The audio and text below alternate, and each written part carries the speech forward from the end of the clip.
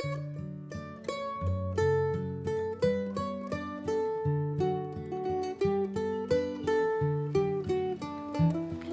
wisdom of Solomon. Scripture says that his wisdom was as vast as the sands upon the seashore. Now, when you hear that phrase through the scriptures, you're not to go down to the seashore and start counting every grain of sand. No. It's simply a phrase that means something that's far beyond anything you're able to imagine. That's what his wisdom was. It was far beyond anything you can imagine. Some of the research and studies that Solomon did literally have been passed down to us. His knowledge of nature and animals, birds, various things is just absolutely amazing. An illustration of how it's been passed down to us is the fact that during his day, people started to say that Solomon could hear animals talking.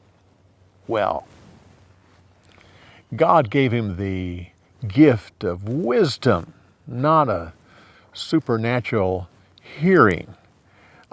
Solomon simply figured out that species do communicate with one another, that animals of the same type talk to each other, not the way we do, but through body language and sounds in various ways. And by observing this, he could figure out what they were saying. Well, now, we know this today, and we don't think a thing of it. We just know it's true. But in his day, people didn't know that. And this is just one illustration of something that has been passed down to us. Solomon was given the gift of wisdom, but he was also given another gift other than riches and honor. He was given the gift of communication. God wanted to make sure that his wisdom was shared with others. Now, these two qualities are often not given to the same person. Oftentimes those who are very wise and have a lot of understanding cannot necessarily communicate it to others. And those who are great at communication are often not wise. Solomon had both. He had the wisdom, and he knew how to share it with others through his talk and through his writing. Most of the books of wisdom in the Bible were written by Solomon, and he also wrote some books that are not in the Bible, books of wisdom. The example in Scripture, once it says that God gave him the gift of wisdom, then it gives an example of these two women that come in with one baby. The wisdom that Solomon showed there was not in the trick that he used. After all, that trick would not necessarily work with two other women. If you had two women before him that both truly wanted the baby, this trick would not work. Both women would be glad for the other one to have it as long as the child would live. Knowing this, Solomon saw.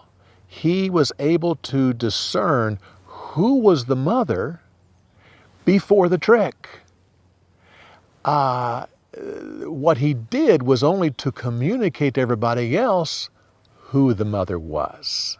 He could see by the body language of the non-mother that she really didn't care for the child. She simply didn't want the other woman to have it with her child dead.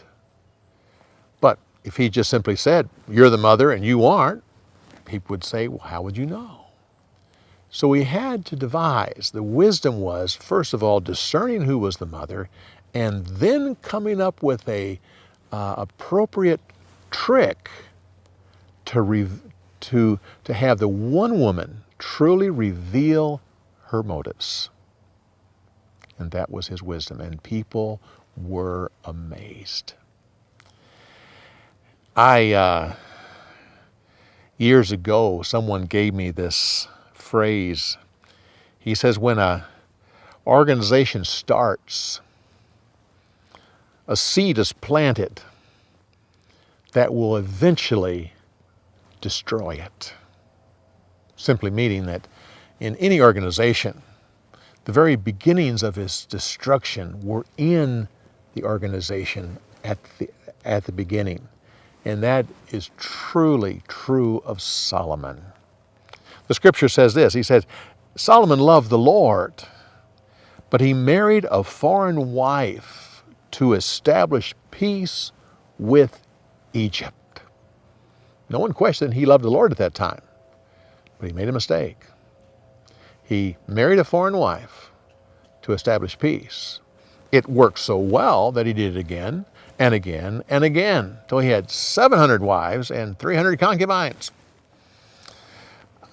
And at the end, it was his downfall, and because they drew his loyalty away from the Lord to their pagan gods. And God judged the nation by allowing it to split in two parts. The wisdom of Solomon and the seed of his destruction. We'll come back next week when we give you some more insights on the story. Next week we'll be talking about the building of the temple. Some great insights on what is behind that. We'll see you next week.